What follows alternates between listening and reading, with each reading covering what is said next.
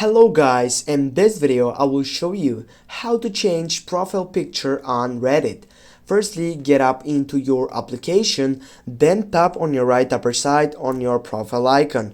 Then go for my profile on the first selection and go for edit setup on that side.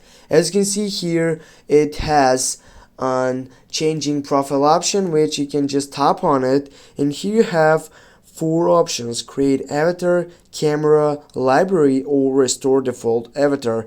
Go for library and choose up from your gallery photo which you want to get up into that section. I will go with this photo, and then automatically will be getting up into that section. Go save and then wait, take a refresh, and now guys, as you can see, we have changed our profile picture on Reddit.